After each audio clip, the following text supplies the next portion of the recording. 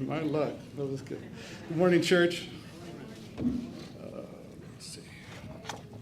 So today we're going to be in 2 John, verses 12 and 13. So this is John's final greeting in 2 John. It says, "Though I have much to write to you, I would rather not use paper and ink. Instead, I hope to come to you and talk face to face so that our joy may be complete.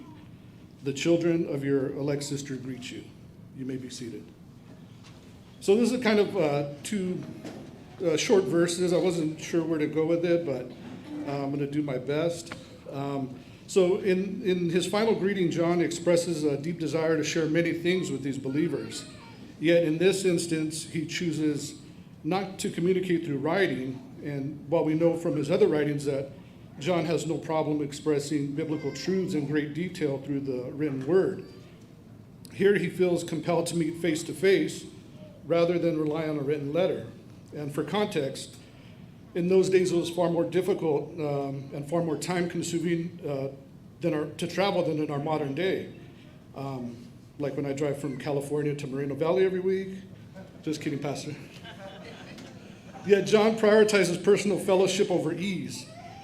Writing might have been less taxing, but his love for God's elect and the bonds they shared in truth in Christ led him to seek more personal contact.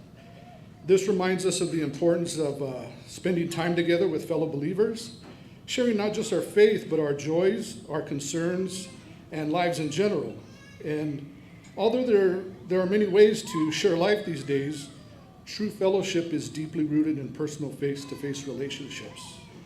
And we shouldn't neglect that, not even us introverts, of who I am foremost. So we are one body in many parts, and not all of them always working perfectly together, as we are fallible people, but the head of the body is Christ, and he is before all things, and in him all things hold together. Christ will sustain us through adversity, people trying to push false doctrine, the introduction of extra-biblical traditions.